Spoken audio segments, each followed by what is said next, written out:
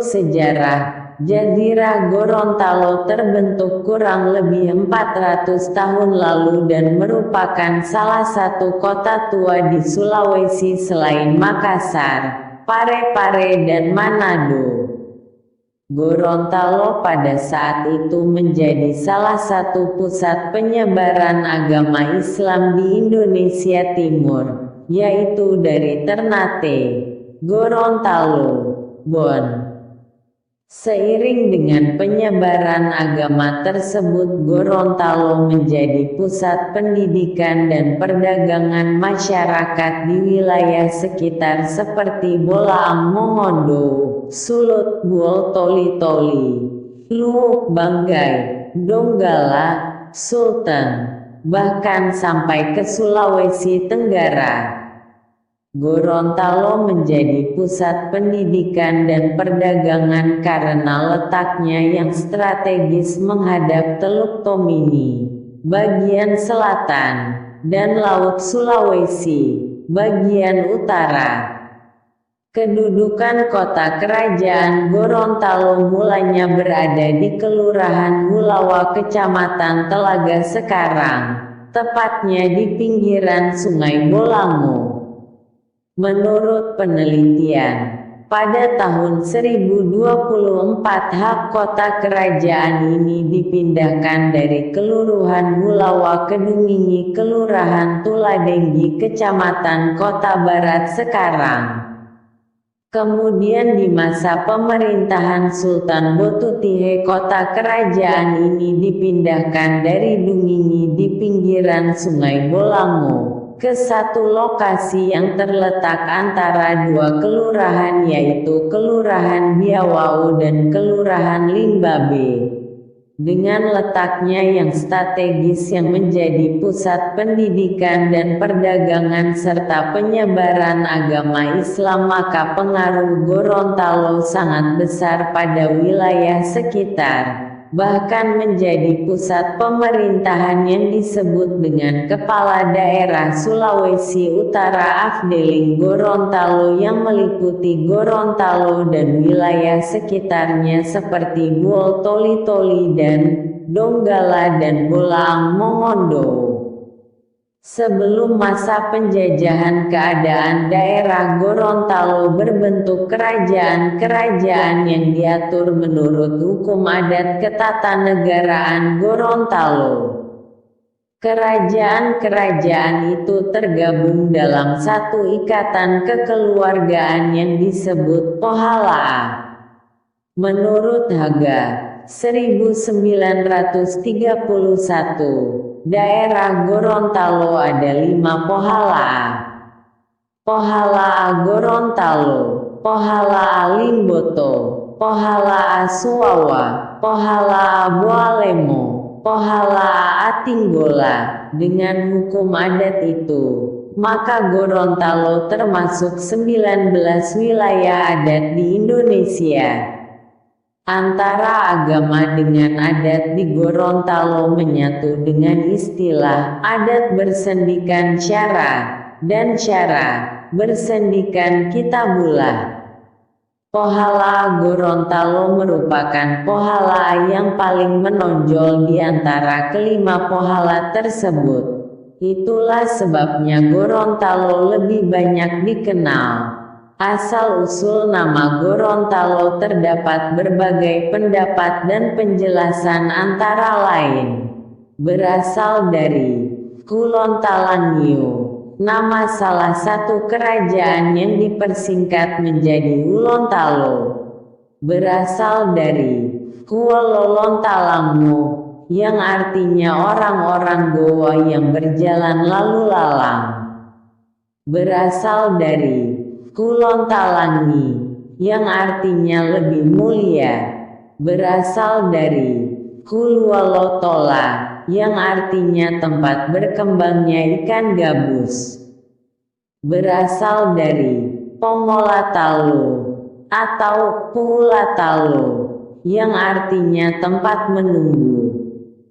Berasal dari Gunung Telu, yang artinya 3 buah gunung. Berasal dari Kunto, suatu tempat yang senantiasa digenangi air. Jadi asal-usul nama Gorontalo, arti katanya, tidak diketahui lagi. Namun jelas kata Kulondalu hingga sekarang masih hidup dalam ucapan orang Gorontalo dan orang Belanda karena kesulitan dalam mengucapkannya, diucapkan dengan Horontalo dan bila ditulis menjadi Gorontalo. Pada tahun 1824 daerah Limolo Pohala telah berada di bawah kekuasaan seorang asisten residen di samping pemerintahan tradisional. Pada tahun 1889 sistem pemerintahan kerajaan dialihkan ke pemerintahan langsung yang dikenal dengan istilah Retatre Bestur.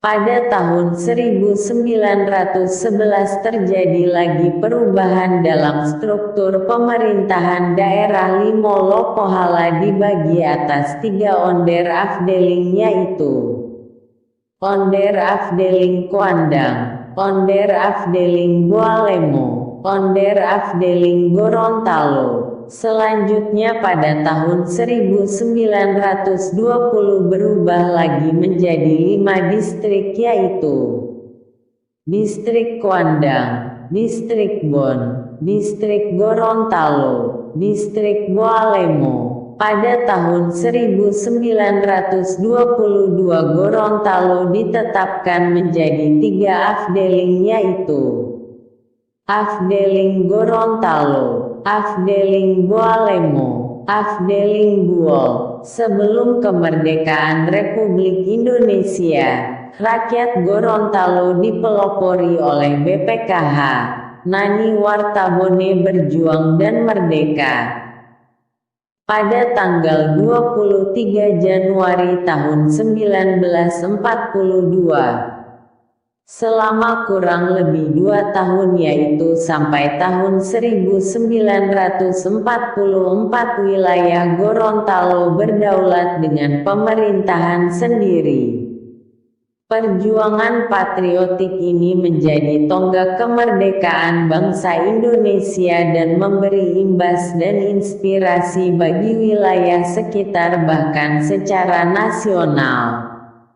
Oleh karena itu BPKH, Nani Wartabone dikukuhkan oleh pemerintah RI sebagai pahlawan perintis kemerdekaan. Pada dasarnya masyarakat Gorontalo mempunyai jiwa nasionalisme yang tinggi. Indikatornya dapat dibuktikan yaitu pada saat Hari Kemerdekaan Gorontalo, yaitu tanggal 23 Januari tahun 1942 dikibarkan bendera merah putih dan dinyanyikan lagu Indonesia Raya.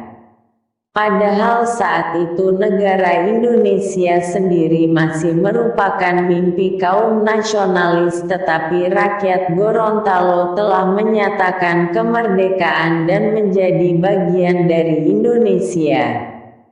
Selain itu pada saat pergolakan PRRI Permesta di Sulawesi Utara, masyarakat wilayah Gorontalo dan sekitarnya berjuang untuk tetap menyatu dengan negara Republik Indonesia dengan semboyan "Sekali ke Jogja tetap ke Jogja", sebagaimana pernah didengungkan pertama kali oleh Ayuba Wartabone di Parlemen Indonesia Timur ketika Gorontalo menjadi bagian dari negara Indonesia Timur.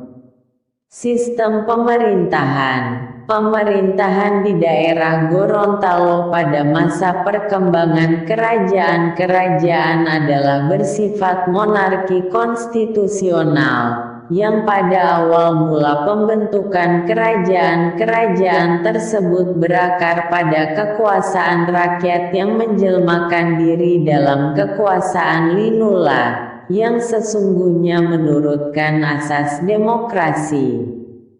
Organisasi pemerintahan dalam kerajaan terbagi atas 3 bagian dalam suasana kerjasama yang disebut Buatula Totolu, yaitu Buatula Bantayo, dikepalai oleh Bate yang bertugas menciptakan peraturan-peraturan dan garis-garis besar tujuan kerajaan. Buatula Bubato, dikepalai oleh Raja Olongia, dan bertugas melaksanakan peraturan serta berusaha mensejahterakan masyarakat. Buatula Bala, yang pada mulanya dikepalai oleh Pulubala, bertugas dalam bidang pertahanan dan keamanan. Olongia Lolipu, Maharaja Kerajaan, adalah kepala pemerintahan tertinggi dalam kerajaan tetapi tidak berkuasa mutlak. Ia dipilih oleh Bantayo Poboide dan dapat dipecat atau dimazulkan juga oleh Bantayo Poboide. Masa jabatannya tidak ditentukan, tergantung dari penilaian Bantayo Poboide.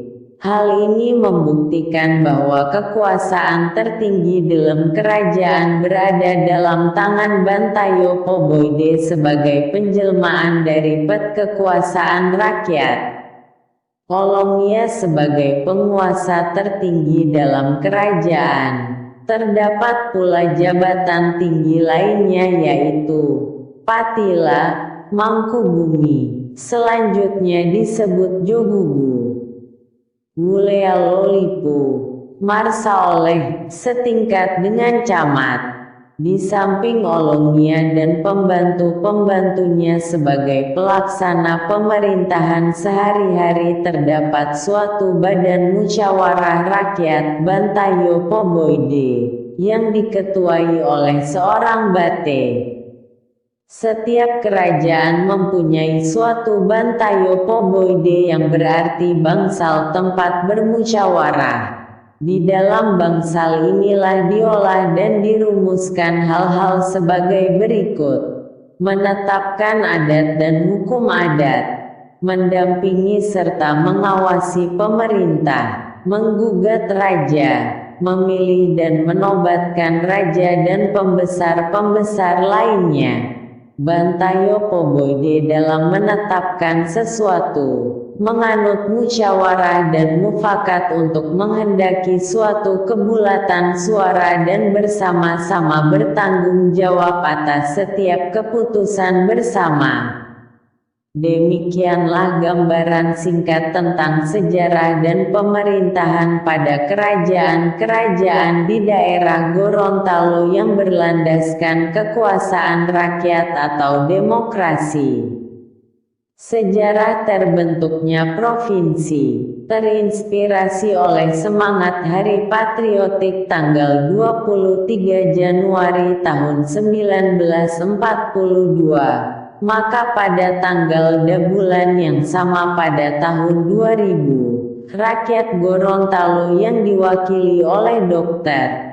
Ir. Nelson Pomalingo, MPD ditemani oleh Natsir Moduto sebagai Ketua Panitia Persiapan Pembentukan Provinsi Gorontalo Tomini Raya, P4GTR, serta sejumlah aktivis atas nama seluruh rakyat Gorontalo mendeklarasikan berdirinya Provinsi Gorontalo yang terdiri dari Kabupaten Gorontalo dan Kota Gorontalo terlepas dari Sulawesi Utara, sebagaimana tercantum dalam Undang-Undang Nomor 10 Tahun 1964.